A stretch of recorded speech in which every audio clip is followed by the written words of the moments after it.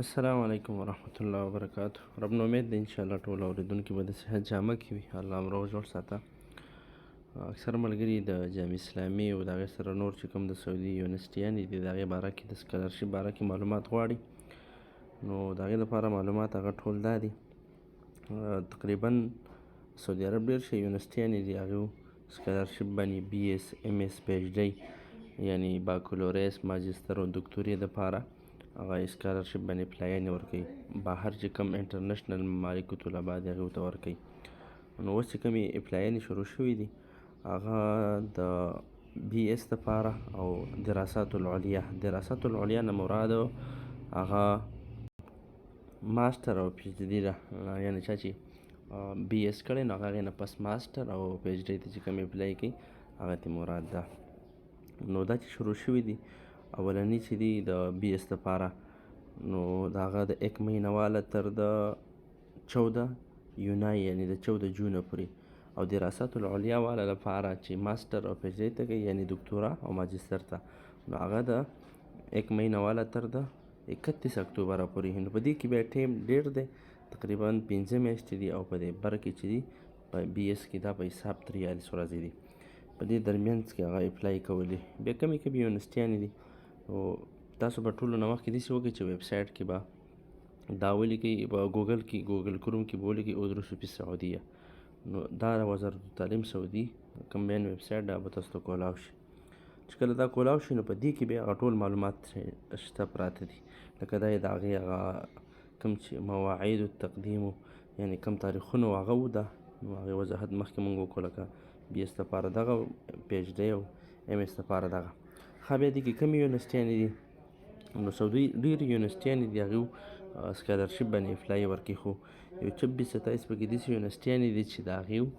اوس لکه دې وزارت کې اعلان کړی دی او هغې پرې اپلایانې سکالرشپ دپاره اپلای هغه ورکوي. نو په هغې کې چې کومې یونیورسټیانې دي هغه یونیورسټي تاسو په خپل هم هغه پېژندلی شئ، لکه لاندې البحث هغه دا یونیورسټیانې دي: جامع اسلامي، ام القرا او دغه شانتې عبدالرحمن بن فیصل او امام بن محمد سعود او دغه شانتې دا یونیورسټیانې مخکې پسې لاړ شئ، ټوټل دا یونیورسټیانې دي. بیا تاسو خپله دغه ویب سایټ کې د دې تفصیل هغه کتلی شئ. اخره کې جامع نظران او طیبه او دغه شانتې خبر الباطن او حایل او وغیره، جازین او جده او بیشا او تبوک او عبدالعزیز ملک عبدالعزیز او جامع فیصل او دغه شانتې ملک سعود او جامع امام ملک خالد او قسیم او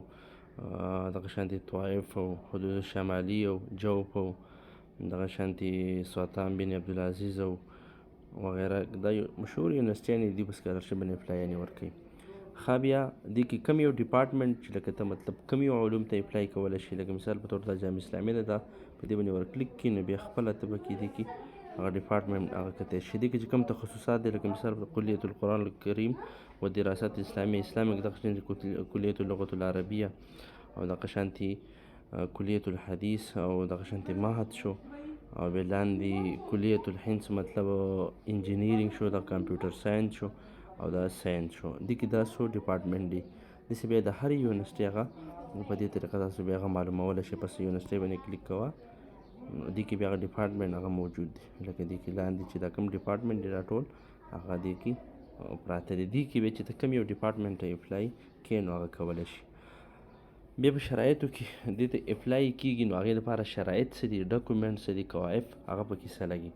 نو هغه هم درته مختصرا ښیم تاسو وګورئ. دې کې چې دا کوم شرایط لګي د ما ویب سایټ نه هغه راکوز کړي د اپلای دوران کې د ټولو نه مخکې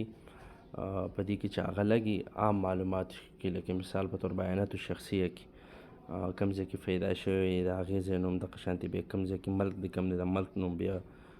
د واده باره کې واده کړی نه کړی، دغه شانتې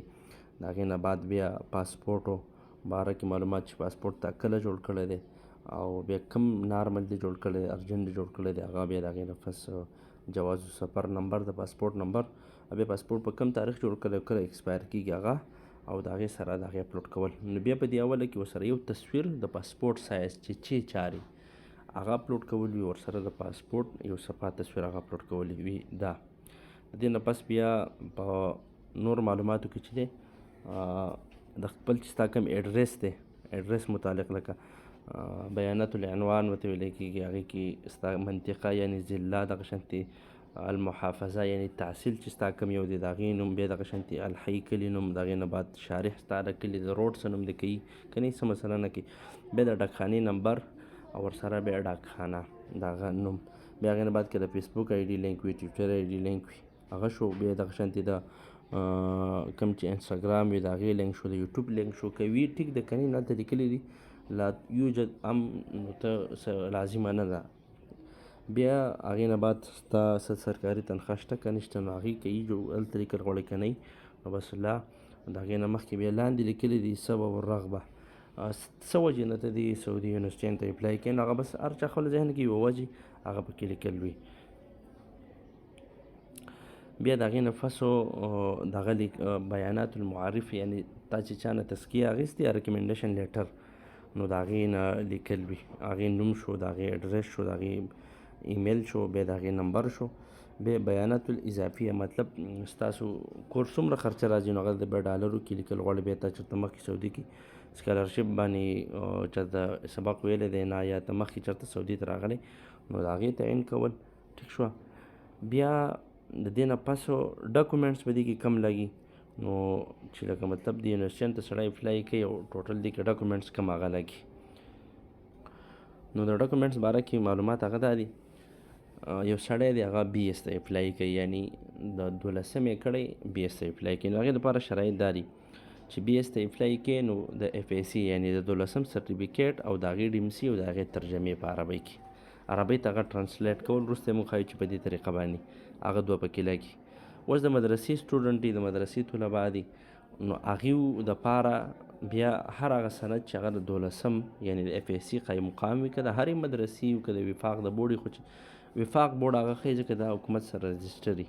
نو هر هغه سند چې د دې قایم مقام وي برابر وي مقابله کوي نو په هغې باندې به بیا اپلای کول وي نو هغه او د هغې سره هغې کشف الدرجات یا د سکول نه 12م سرټیفیکیټ او د هغې ډیمسي دا پکې څه دي لازم دي.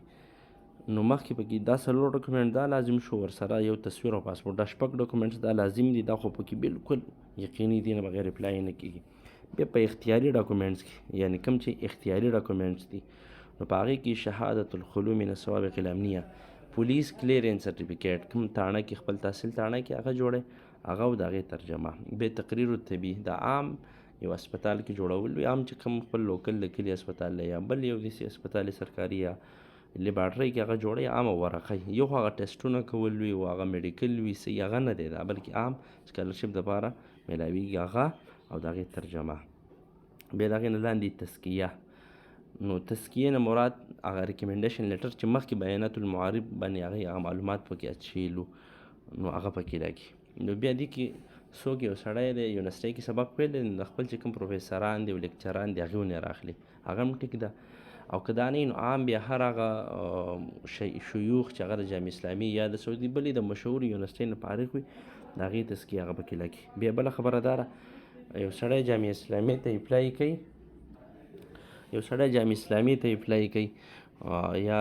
نور یونیورسټیانو که جامع اسلامي ته اپلای کوي نو جامع اسلامي دپاره شرط دا دی چې هلته په دستاویزاتو کې یعنی کوم چې مطلوبه ډاکومنټس دي نو هغې کې لیکلي تزکیهتان 2 تزکیې نو هغې دپاره بیا 2 تزکیې لګي او که دې نه علاوه عام یونیورسټیانو ته کوي نو هغې کې بیا یو هم اپلوډ کولی شي. دلته ځکه صیغه د مؤنث صیغه د دغه راوړې د واحدو یوه لیکن بیا چې کله ویب سایټ کې د جامع اسلامي ډاکومنټس شرایطو کې ګوري نو هلته بیا 2 غواړي نو دې کې بیا دواړه په یو پی ډي اف کې او اپلوډ کول غواړي. السیرة ذاتي نه مراد سی وي چې هغې کې ستا خپل هغه ټوله ډیټا پرته وي هغه شوه. بیا د لاندې اختبار الکفایت دا یو ټیسټ وي خو دا سعودي کې چې کوم خلک پاتې کېږي یا آنلاین ورکړی کېږي یا سعودي کې وي دا د هغوی دپاره وي. دا هغه کسان چې هغه سعودي ته مخکې تللي یا څه هغوی سره ورسره نو څوک نه تللی هغې سره نه دا لازم نه ده. بل اخرا نه مراد ادر ډاکومنټس یعنې ستا سره اضافي کوم ښه ډاکومنټس دي ډیپلوما ده یا حفظ سند دی یا څه هغې نه یو پی ډي اف جوړ کړه هغه په دې کې څه کېږي اپلوډ کېږي. نو دا ډاکومنټس دي د پولیس سرټیفیکیټ د هغې ترجمه، میډیکل سرټیفیکیټ د هغې ترجمه، تزکیه، سی وي او د اختبارات الکفایت او دغه شانتي اخرا دا عام ډاکومنټ دی اختیاري دی دا مخکې پاسپورټ تصویر او دغه شان 12م سرټیفیکیټ ډیمسي دا څه دي لازمي دي. اوس یو سړی ماسټر لپاره اپلای کوي یا د عالیې دغه لپاره اپلای کوي د پی ایچ ډي لپاره نو هغې دپاره خو دا ډاکومنټس دي، اختیاري خو دغه ډاکومنټس دي، خو په لازمي ډاکومنټس کې ورسره هغه بیا سړي د هغه سړي دپاره د BS ډیګري او د هغې DMC ټیک شوه، یا هر هغه سند چې هغه د BS قایم مقام وي، لکه وفاق نه شهادة العالیه شوه، دا سند د هغې سره برابر دی او د هغې کشف الدرجه د هغه، یا سړی PhD ته کوي نو هغې دپاره د ماسټر ډیګري او DMC، او یا هر هغه سند چې هغه صحیح د ماسټر برابر وي، لکه دلته وفاق نه اوس عالمي هغه سند د هغې کشف الدرجات او هغه DMC. نو دا ډاکومنټس په دې باندې اپلای نه کېږي. بیا هغه مخکې چې کومې یونیورسټیانې مونږ وښودې نو په دغه کې بیا سړی 3 یونیورسټیانې هغه ته سلیکټ کولی شي، او بیا په هره یونیورسټۍ کې دنده 3 فیلډ هغه ته بیا سلیکټ کولی شي. بیا بله خبره دا ده یو سړی قبول شي او دې ځای نه اپلای کړي وي په دغه باندې، لکه هغه مثال په طور کلیة العلوم سلیکټ کړی یعنی ساینس یې سلیکټ کړی، بیا سبا هغه جامعې ته لاړ شي نو هلته بیا کفاله کې دا داسې کولی شي چې ده سره د 12م سرټیفیکیټ که چا سره بیا د وفاق سرټیفیکیټ یا د مدارسو دي کې 25 داسې یونیورسټیانې دي پاکستان کې، لکه جامعه سریه شوه، جامعه محمدیه شوه، دغه شان د جامعه ابوبکر الاسلامیه، دا یونیورسټیانې داسې یونیورسټیانې دي دیو نه څوک دغه عالیه سند والي نو هغې باندې هم اپلای کولی شي. نو دغه سندونو والا وفاق والا چې هغه لاړ شي نو هلته بیا صرف یو کلیة الشریعه ویلی شي بل یو هم نشي ویلی، او چا سره چې د سکول نه FAC نو هغه قبول شي چې هغه لاړ شي چې هغه بیا په کم طرف باندې مطلب کومه یو کلیې ته ځان له یعنې کوم یو ډپارټمنټ هلته ته ځان نه بیا غواړي نو بیا بدلولی شي. بیا داسې هم کیدلی شي چې یو 2-3 سمسټر په یو ډپارټمنټ کې ویلي وي او هغه هم څه کړي هغه ته بیا بل ته دغه کولی شي، لکه مثال په طور 2-3 ویلي بیا هلته ټسټ ورکړي نو خپل ډپارټمنټ هغه بدلولی شي. خو د هغه چا لپاره چې د 12م سرټیفیکیټ ورسره وي چې د مدارسو طلبه وي نو بیا هغه صرف یو کلیة الشریعه ته تللی شي او 12م سرټیفیکیټ نه د مدرسې د وفاق یا بلې دغه مشهورې چې کوم یونیورسټیانې دي د هغې سرټیفیکیټ نو هغه بیا صرف کلیة الشریعه هغه ویلی شي. بیا بله خبره دا ده د ډاکومنټس ترجمه وایي څنګه وي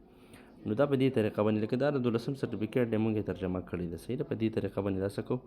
ترجمه کول وي ټیک شوه. دا 12م DMC ده چې د هغې ترجمه مونږ هغه کړې ده په دې طریقه باندې صحیح د دې ترجمه کول وي. دغه بیا تزکیه ده ریکمنډیشن لیټر ټیک شوه. دا برث سرټیفیکیټ لکه دا مثال په طور د یو ډاکومنټس ترجمه ده مونږ هغه کړې ده. دا اوس دې نه بعد لکه دغه میډیکل سرټیفیکیټ میډیکل یعنې فټنس سرټیفیکیټ عام یو خپل لوکل هسپتال کې هغه جوړېږي هغه یې دله جوړوي. نو زمونږ کار بیا په دې کې دا ده چې دا ترجمې کول دي د ډاکومنټ ترجمه کول شو، دغه اپلای په ښه تسلۍ طریقې سره کول شو، دغه تزکیه کوم ملګرو سره نه موحدین خلک وي هغوی له ورکوو. نو زموږ کار پکې دغه دی. نو که تاسو اپلای کول غواړئ یا اپلای باره کې نور صحیح ترجمه کول غواړئ نو موږ سره تاسو په دغه نمبر چې کوم 03021393 د واتساپ نمبر دی په دې باندې تاسو موږ سره هغه رابطه په واتساپ باندې کولی شئ، په دغه ایمیل باندې هم کولی شئ. نو انشاءالله زموږ ښه په مناسب ریټ او ښه تسلي بخش طریقه سره به انشاءالله مونږ تاسو ته هغه اپلای کوو چې هغې نه پس بیا د سټیټس کتلو طریقه یا هر څه دا بیا زموږ یوټیوب یا فیسبوک چینل پیج کې یوټیوب چینل کې هغه موجود وي، هغې نه بیا تاسو نور معلومات هم پښتو زبان کې هغه بیا حاصلولی شئ. نو دغه یونیورسټیانې وي دې باره کې بیا بله ښه خبره د ټولو نه دا ده کوم چې عام د FAC والا سټوډنټان دي د هغې کې د یو سټوډنټ هم نه لکه ایلیټ شو یا د انګریزي بل څه ټسټونه وغیره دا پکې نه غواړي، دا پکې غیر ضروري دي. که یو چا سره وي نو هغه ښه بیا دا کوم چې اختیاري ډاکومنټس دي نو ګوره دا لازم دي نه بغیر هم اپلای کېږي، که دا کوم چې لاندې لکه میډیکل او پولیس او دغه شانتې تزکیه او CV دې نه کېږي، خو دومره ده که اپلوډ یې کړي چا صحیح نو ښه ده، اپلای ته تقویت هغه ورکوي یعنې اپلای ته څه نه څه هغې ورسره کومک هغه کوي. نو که تاسو ډاکومنټ برابر یو څه نه ګورئ اول خو دا پاسپورټ پکې لازم دی، اپلای کول غواړي او بله دا ده چې BS دپاره شرط دا ده چې ستا عمر د 25 نه هغه کم وي او PhD دپاره 35 نه او د MS دپاره کم از کم چې د 30 نه هغه ښکته وي. نو که څوک غواړي اپلای کول غواړي نو مزید ترجمې اپلای ډاکومنټس هر څه لپاره موږ سره په دغه نمبر باندې تاسو رابطه هغه کولی شئ.